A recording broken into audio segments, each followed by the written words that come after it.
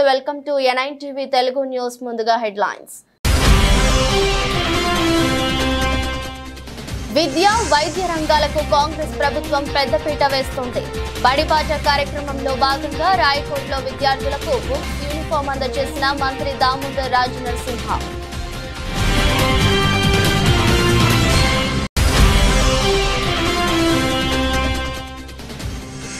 తిరుమల శ్రీవారిని దర్శించుకున్న అనంతరం ముఖ్యమంత్రిగా చంద్రబాబు తొలిసారి ప్రెస్ మీట్ తిరుమల నుంచే రాష్ట్రంలో ప్రక్షాళన మొదలు పెడతానని వెల్లడి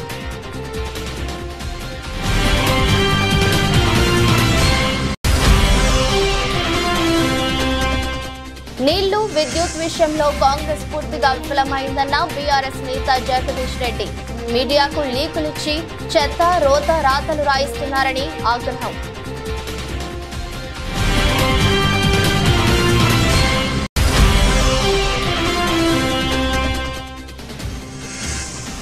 తమకు వ్యతిరేకంగా ఉన్న వారిని వెతికి మరీ దాడులు చేస్తున్నారు టీడీపీపై వైసీపీ రాజ్యసభ సభ్యుడు Vijayasai Reddy fire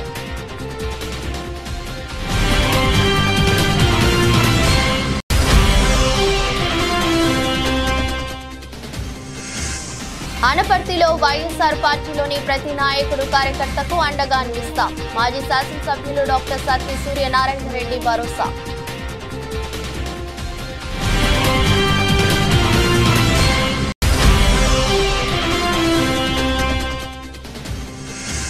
అమెరికాపై Bharat victory super 8 లో అడుగుపెట్టిన టీమిండియా 7 వికెట్ల తేడాతో భారత్ గెలుపు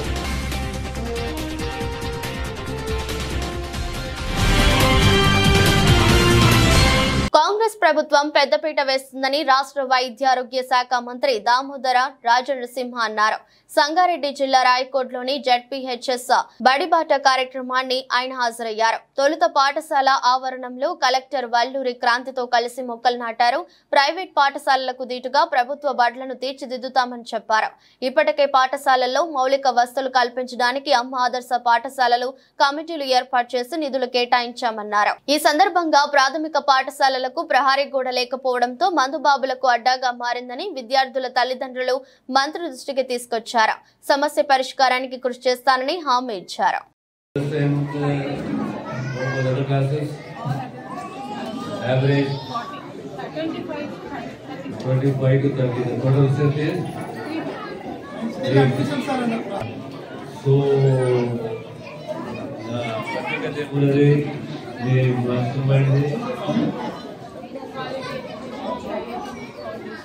Quality education with IIT NEET Foundation.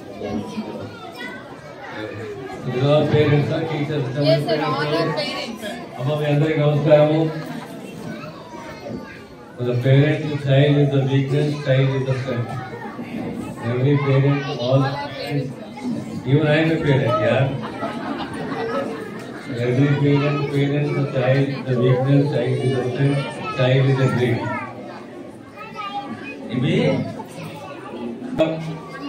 చదువుకోవాలి ఆడుకోవాలి చదువే ఆటనే కాదు ఆట ఉండాలి పాట ఉండాలి చదువు ఉండాలి దాంతో సహా సంస్కారం ఉండాలి పెద్దలకి రకంగా గౌరవించాలి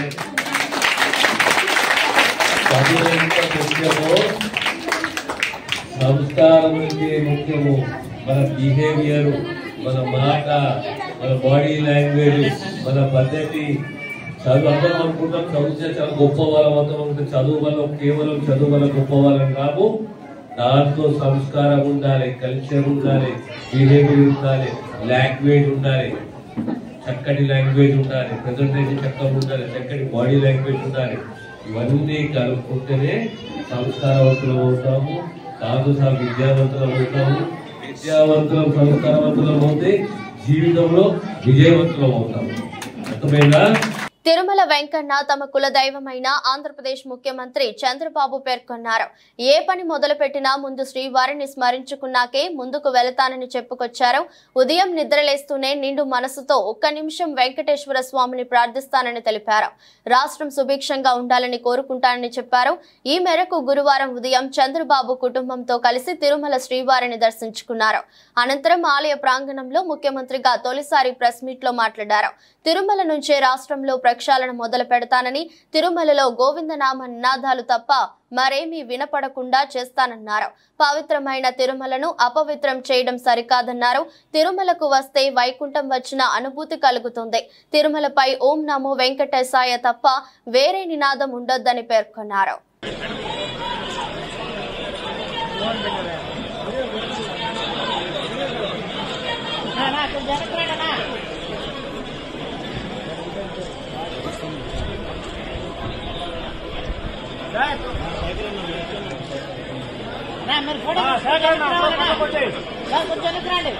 పరిపాలన తిరుమల తిరుపతి దేవస్థానంతోనే ప్రారంభం కావాలి. ప్రక్షాళన ప్రసాద నీని లేకపోతే పరిశుభ్రత అన్నిటికీ తిరోధకాన్ని చేశారు. తిరుమల ఒక పవిత్రమైన దివ్యక్షేత్రం.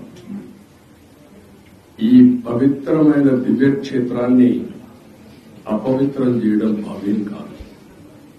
తెల్లవారుజామున 3 గంటలకు సుప్రభాత దర్శనానికి వస్తే వైకుంఠం అంటే మనకు తెలియదు. పుస్తకాలను చదువుతాం, వైకుంఠానికి పోవాలని కోరుకుంటాం చనిపోయిన తర్వాత.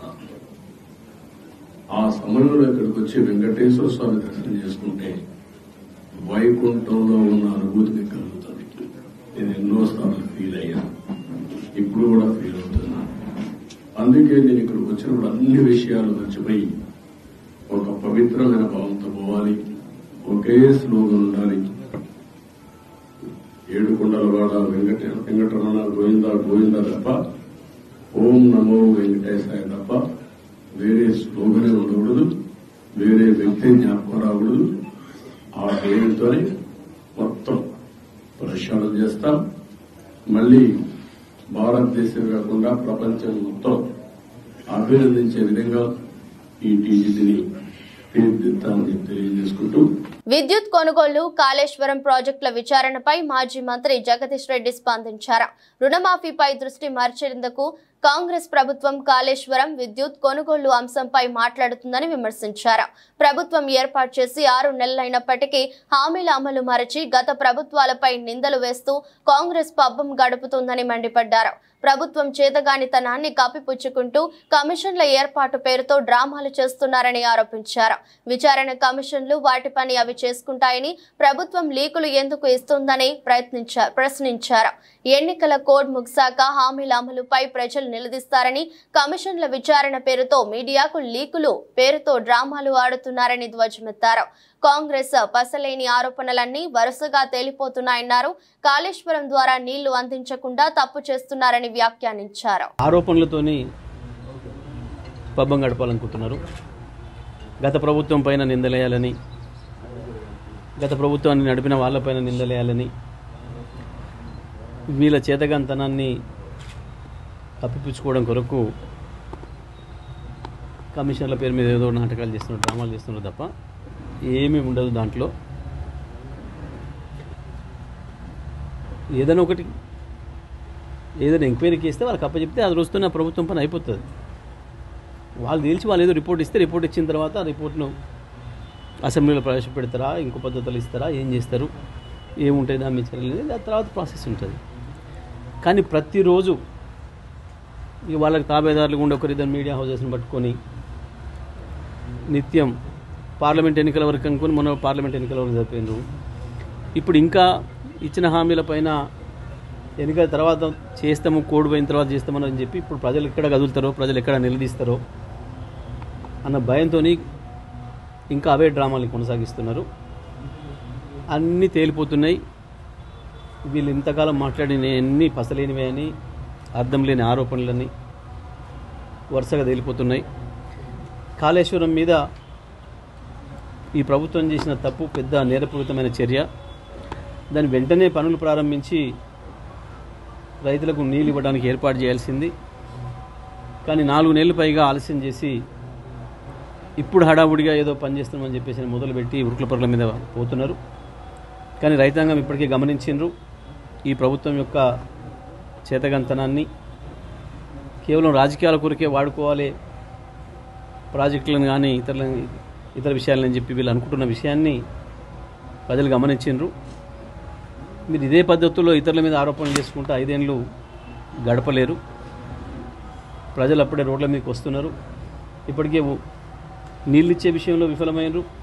విద్యుత్ విషయంలో ఇప్పటికీ కూడా విద్యుత్ శాఖ మంత్రి అబద్ధాలు ఆడుతూ గడపాలనుకున్నాడు. రాత్రి హైదరాబాద్లోనే సగం హైదరాబాద్లో తెల్లందాక కరెంట్ లేదు. ఈ గ్రామాలలోనైతే చెప్పే పనే లేదు. మేము ఇచ్చిన కరెంటుని ఇవ్వడం చేత కావట్లేదు వీళ్ళకి. ఏపీలో గత కొన్ని రోజులుగా జరుగుతున్న పరిణామాలపై వైసీపీ రాజ్యసభ సభ్యుడు విజయసాయిరెడ్డి స్పందించారు. టీడీపీ పాలన దారుణంగా ఉందని, తమకు వ్యతిరేకంగా ఉన్న వారిని వేదిక మరీ దాడులు చేస్తున్నారని ఆరోపించారు. అమానవీయమైన ఆ సంఘటనలను వీడియో తీసి సోషల్ మీడియాలో పోస్టు చేస్తున్నారని వివరించారు. యూనివర్సిటీ వీసీల పైన దండెత్తుతున్నారని, బీసీ సామాజిక వర్గాలకు చెందిన బీసీలను తరిమి కొడుతున్నారని ఆరోపించారు. బంగారు ఆంధ్రప్రదేశ్ రాష్ట్రాన్ని ఈ టీడీపీ ఏ విధంగా తగలబెడుతుందో అందరూ గమనించాలని కోరారు. ఇవాళ రాష్ట్రం ఉన్న దుస్థితిని తలుచుకుంటే కన్నీళ్లు వస్తున్నాయని తెలిపారు. ఒక్క మాటలో చెప్పాలంటే రాష్ట్రంలో రాజ్యాంగం కుప్పకూలిపోయింది. ఈ వారం 10 రోజుల్లో రాష్ట్రంలో పలుచోట్ల హింసాత్మక ఘటనలు జరిగాయి. మొత్తం 27 ఘటనలను రాష్ట్రపతి, ప్రధానమంత్రి, జాతీయ మానవ హక్కుల సంఘం దృష్టికి తీసుకెళ్లామని వెల్లడించారు. ఢిల్లీలో ప్రధానమంత్రి గారికి, ఆనరబుల్ ప్రెసిడెంట్ ఆఫ్ ఇండియా గారికి, హోమ్ మినిస్ట్రీ గారికి, నేషనల్ హ్యూమన్ రైట్స్ కమిషన్కు ఆంధ్ర రాష్ట్రంలో జరుగుతున్నటువంటి అకృత్యాలు, అన్యాయాలు, వైఎస్ఆర్ కాంగ్రెస్ పార్టీ కార్యకర్తలపైన చేస్తున్నటువంటి దాడులు, మానవత్వం మరిచిపోయి మనుషులు కూడా ఇలా చేస్తారా అన్నటువంటి రీతిలో తెలుగుదేశం పార్టీ గుండాలందరూ కూడా ఈరోజు చేస్తున్నటువంటి అకృత్యాలని మేమందరం కూడా, పార్లమెంటు సభ్యులందరం కూడా ఈ యొక్క కాన్స్టిట్యూషనల్ అథారిటీస్ దృష్టికి, ప్రైమ్ మినిస్టర్ గారి దృష్టికి తీసుకురావడం జరిగింది. ఆంధ్ర రాష్ట్రంలో ప్రజాస్వామ్యం అన్నటువంటిది ప్రమాదంలో పడింది అన్నటువంటి విషయం ఈరోజు ప్రజలందరూ కూడా గుర్తిస్తూ ఉన్నారు. వారం రోజులుగా తెలుగుదేశం పార్టీ చేస్తున్నటువంటి దాడులు, అత్యంత భయానకమైనటువంటి పరిస్థితులు ఆంధ్ర రాష్ట్రంలో నెలకొన్నటువంటి సంగతి ప్రతి ఒక్కరికి కూడా తెలుసు. కానీ దానికి పూర్తి భిన్నంగా వైఎస్ఆర్ కాంగ్రెస్ పార్టీ పైన, కార్యకర్తలపైన, నాయకులపైన చేస్తున్నటువంటి దాడుల్ని, దాన్ని తిరిగి మేమేదో వాళ్లపైన దాడులు చేస్తున్నామన్నటువంటి విధంగా చిత్రీకరిస్తున్నటువంటి ఘనత ఒక్క చంద్రబాబు నాయుడికే దక్కుతుంది. ఈ రకంగా వక్రీకరించేటటువంటి బుద్ధి ఒక్క చంద్రబాబు నాయుడికి, ఆయన పార్టీ నాయకులకు మాత్రమే ఉందన్నటువంటి విషయం అందరూ కూడా గమనిస్తూ ఉన్నారు. ఈరోజు చంద్రబాబు నాయుడు గారి పరిపాలన ఒక ఆటవిక పరిపాలన అన్నటువంటి విషయంగా మనం అభివర్ణించవచ్చు. వికారాబాద్ జిల్లా యాలాల మండల సర్వసభ్య సమావేశం నిర్వహించారు. ముఖ్య అతిథిగా చేవెళ్ల పార్లమెంట్ సభ్యులు కొండా విశ్వేశ్వరరెడ్డి పాల్గొన్నారు. ఈ సందర్భంగా ఆయన మాట్లాడుతూ కేంద్ర ప్రభుత్వం నుండి అత్యధికంగా నిధులు తెచ్చి వెనుకబడిన తాండూరు అభివృద్ధికి కృషి చేస్తానని అన్నారు. పేలాల మండలంలో జంటుపల్లి ప్రాజెక్టు, కోటపల్లి ప్రాజెక్టు వంటివి నిధులు మంజూరు చేసేందుకు కృషి చేస్తానన్నారు. కేంద్ర ప్రభుత్వం నుండి ఏ మేరకు నిధులు వచ్చినా వెనుకబడిన తాండూరు అభివృద్ధికి అత్యధిక కేటాయించడం జరుగుతుందని తెలిపారు.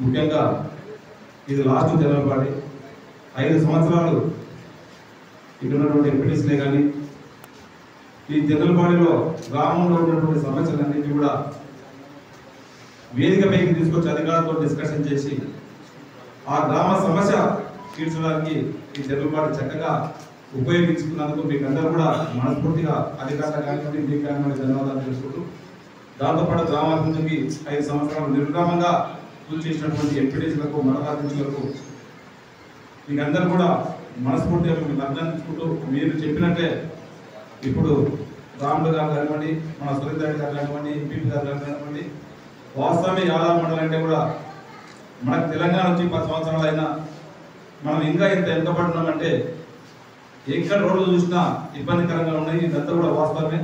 మేము నాకు తోడుగా మీరు ఈ మధ్యనే మన అన్న విశ్వేశ్వరరెడ్డి గెలిపించడం, సెంట్రల్లో కూడా ఈరోజు బీజేపీ గవర్నమెంట్ ఉండడం, స్టేట్లో మీ అందరి ఆశీర్వాదం వల్ల నన్ను ఎమ్మెల్యేగా గెలిపించి స్టేట్ గవర్నమెంట్ కూడా మన పక్కనే నియోజకవర్గంలో ఉన్నటువంటి మన గౌరవ ముఖ్యమంత్రి రేవంత్ రెడ్డి గారు ఉండడం, వారి సహకారంతో ఖచ్చితంగా యాదాద్రి అభివృద్ధిని అన్ని విధాలా, ఎందుకంటే ఈరోజు మేము గెలవడం ఎప్పటి నుంచో కొన్ని రోజుల నుంచి 5-6 సంవత్సరాల నుంచి కూడా శివసాగర్ ప్రాజెక్టు శిథిలావస్థకి అయితే దాని ఇమ్మీడియట్ మీరు ఇక్కడ తెలంగాణ చూసినప్పుడు మా దగ్గర శివసాగర్ ప్రాజెక్ట్ ఇబ్బందికరంగా ఉందని చెప్తే ఇమ్మీడియట్ స్టార్ట్ చేయడం జరిగింది. రాజకీయాల్లో గెలుపోటములు సహజం, కానీ గత కొన్ని రోజులుగా జరుగుతున్న హింసాత్మక ఘటనలు చాలా బాధాకరమని రాజంపేట ఎంపీ పెద్దిరెడ్డి మిథున్ రెడ్డి అన్నారు.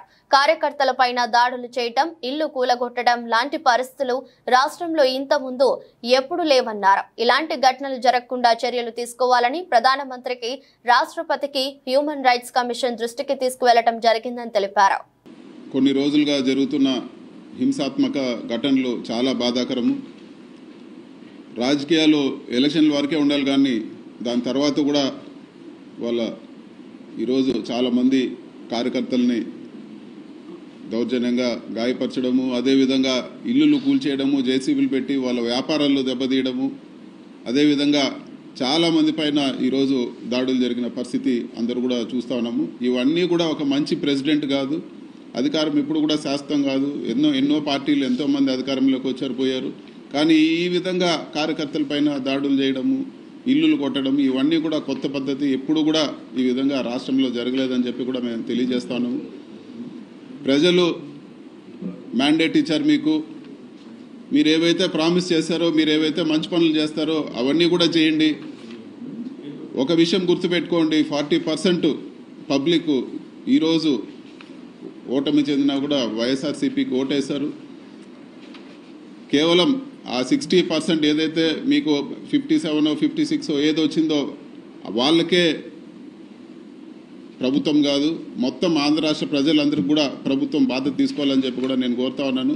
ఇలాంటి ఘటనల అన్నింటి కూడా ఇమ్మీడియట్గా లా అండ్ ఆర్డర్ అన్నీ కూడా చక్కదిద్ది ఇలాంటి ఘటనలు జరగకుండా తగిన చర్యలు తీసుకోవాలని చెప్పి కూడా మేము కోరుతాను. అదేవిధంగా ఈరోజు పార్లమెంటరీ పార్టీ మీటింగ్ పెట్టుకొని ఇవన్నీ కూడా అందరికీ, పెద్దలందరికీ కూడా, ప్రెసిడెంట్ గారికి, ప్రధానమంత్రి గారికి, హ్యూమన్ రైట్స్కి, వాళ్ళందరూ కూడా ఈ ఇష్యూస్ ఏవైతే ఘటనలు జరిగినాయో ఇవన్నీ కూడా వాళ్ళ దృష్టికి తీసుకుపోతామని చెప్పి కూడా నేను తెలియజేస్తాను.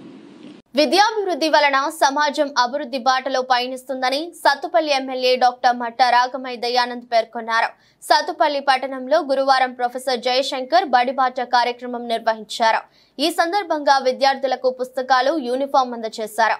విద్య వలన ప్రతి రంగంలో పెను మార్పులు వస్తాయని తెలిపారు.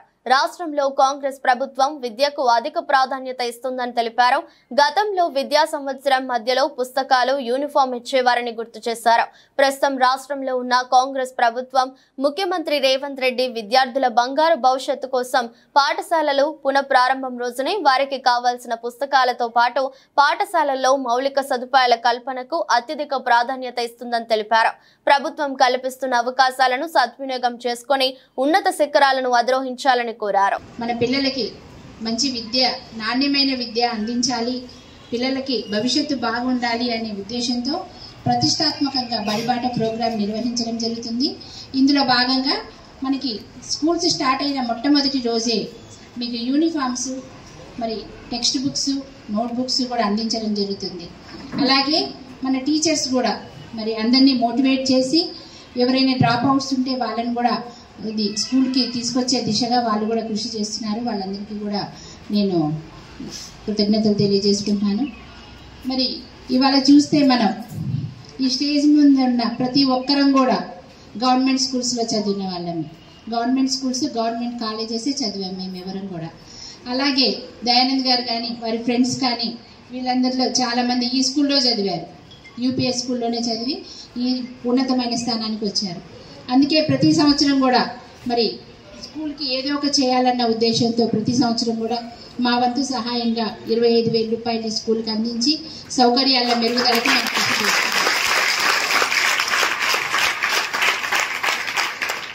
ఎందుకంటే దయానంద్ గారు చిన్నప్పుడు ఏమీ ఉండేవి కాదు, ఇట్లా బిల్డింగ్స్ అట్లా ఏమి ఉండేవి కాదు, అక్కడక్కడ రూమ్స్ ఉండేవి.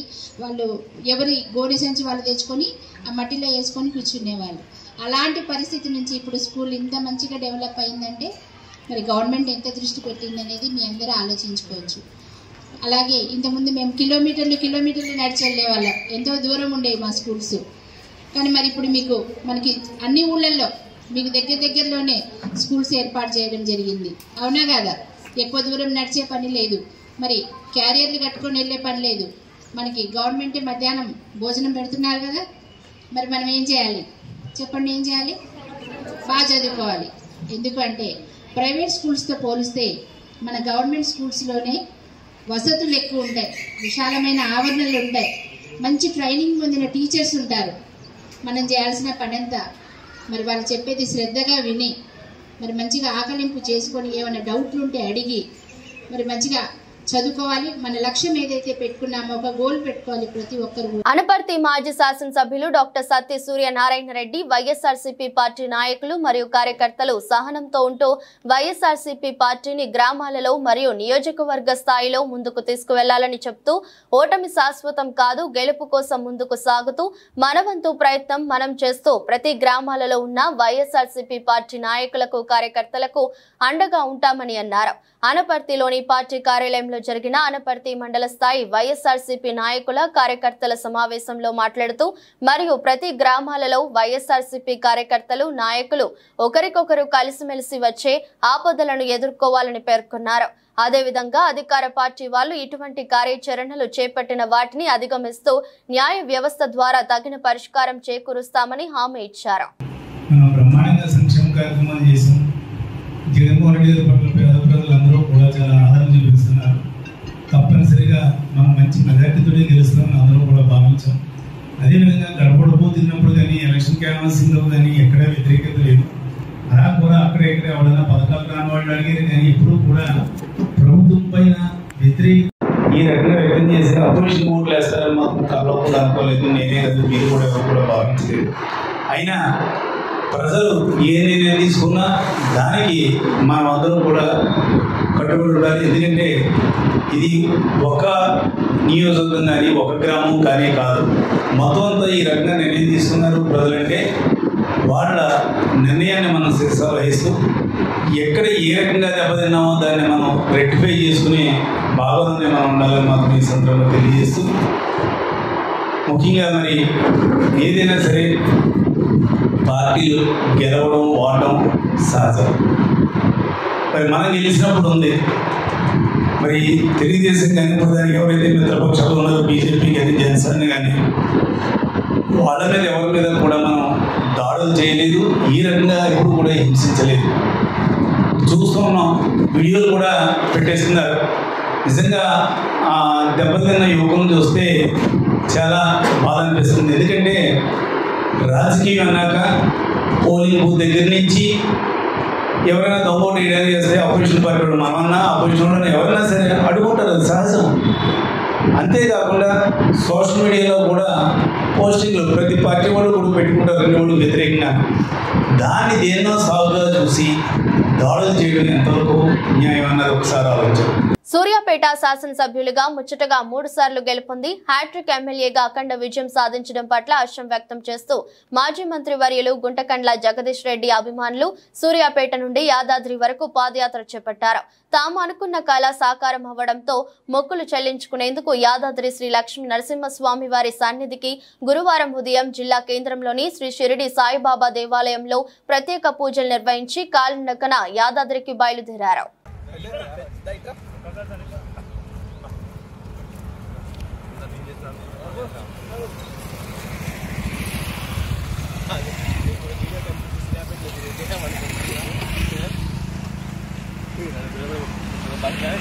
శ్రీనగర్లో బోరుగడ్డ అనిల్ కార్యాలయాన్ని గుర్తు తెలియని వ్యక్తులు తగలబెట్టారు.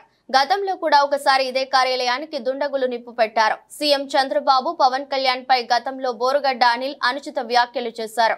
అనుచిత వ్యాఖ్యలు చేసిన సమయంలోనే పార్టీ కార్యాలయానికి నిప్పు అంటించారు.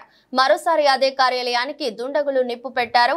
రిపబ్లికన్ పార్టీ ఆఫ్ ఇండియాకి రాష్ట్ర అధ్యక్షుడిగా ఉన్న బోరుగడ్డ అనిల్ వైసీపీకి అనుకూలంగా మాట్లాడుతూ చంద్రబాబు పవన్ కళ్యాణ్ పై పలుమార్లు అనుచిత వ్యాఖ్యలు చేయడం వల్ల ఈ ఘాతుకానికి పాల్పడ్డారని అనిల్ అనుమానం వ్యక్తం చేశారు. భద్రాచలం శ్రీ సీతారామచంద్ర స్వామివారి ఆలయంలో గత 41 రోజులుగా భక్తులు హుండీల ద్వారా స్వామివారికి సమర్పించిన ఆదాయాన్ని ఆలయ అధికారులు లెక్కించారు. లెక్కింపులో వచ్చిన నగదు 1,68,54,129 రూపాయలు, బంగారం 117 గ్రాములు, వెండి కేజీ 1.300 గ్రాములు, ఇతర దేశాల కరెన్సీ కూడా కానుకలుగా వచ్చినవి. 200 మంది మహిళా భక్తులు ఆలయ సిబ్బందితో సీసీ కెమెరాల ఆలయ ఈవో పర్యవేక్షణలో లెక్కింపు జరిగింది. 40 రోజుల ఆదాయం 1,50,00,000 దాటడంతో ఆలయ అధికారులు సిబ్బంది ఆనందం వ్యక్తం చేశారు. T20 వరల్డ్ కప్ 2024లో భారత జైత్ర యాత్ర కొనసాగుతుంది. టీమిండియా వరుసగా 3వ విజయాన్ని తన ఖాతాలో వేసుకుంది. న్యూయార్క్ లోని Nassau county international cricket stadium వేదికగా అమెరికాతో జరిగిన మ్యాచ్ లో 7 వికెట్ల తేడాతో గెలిచింది. తొలుత బ్యాటింగ్ చేసి అమెరికా నిర్దేశించిన 111 పరుగుల లక్ష్యాన్ని భారత్ 18.2 ఓవర్లలో 3 వికెట్లు కోల్పోయి ఛేదించింది. టార్గెట్ చేసింగ్ లో స్టార్ బ్యాటర్ సూర్యకుమార్ యాదవ్ కీలక పాత్ర పోషించారు. 49 బంతుల్లో 50 పరుగులు చేసి భారత్ ను విజయ తీరాలకు చేర్చాడు. శివం దుబేతో జతకట్టి చివరి వరకు క్రీజులోనే ఉన్నాడు. బౌలింగ్ పేసర్ హర్షదీప్ సింగ్ కీలక పాత్ర పోషించాడు. 4 ఓవర్లలో 9 పరుగులు మాత్రమే ఇచ్చి 4 కీలకమైన వికెట్లు పడగొట్టాడు. వార్తలు ముగించే ముందు మరోసారి హెడ్లైన్స్. విద్య, వైద్య రంగాలకు కాంగ్రెస్ ప్రభుత్వం పెద్దపీట వేస్తోంది. బడిబాట కార్యక్రమంలో భాగంగా రాయకోట్లో విద్యార్థులకు బుక్స్, యూనిఫామ్ అందజేసిన మంత్రి దామోదర్ రాజనరసింహ.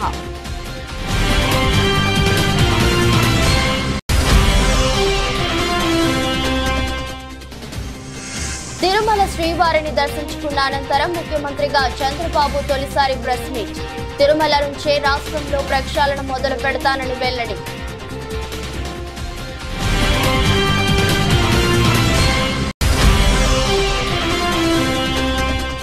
నీళ్లు, విద్యుత్ విషయంలో కాంగ్రెస్ పూర్తిగా విఫలమైందన్న బీఆర్ఎస్ నేత జగదీష్ రెడ్డి. మీడియాకు లీకులిచ్చి చెత్త, రోత రాతలు రాయిస్తున్నారని ఆగ్రహం.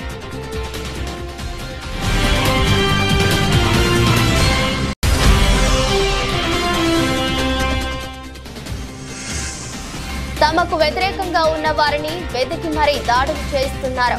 టీడీపీపై వైసీపీ రాజ్యసభ సభ్యుడు Vijayasai Reddy fire.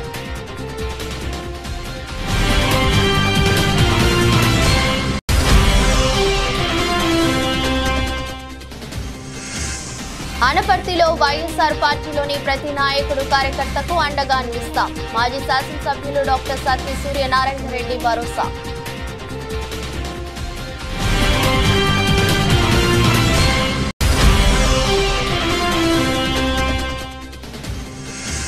అమెరికాపై Bharat victory. Super 8లో అడుగుపెట్టిన టీమిండియా 7 వికెట్ల తేడాతో భారత్ గెలుపు.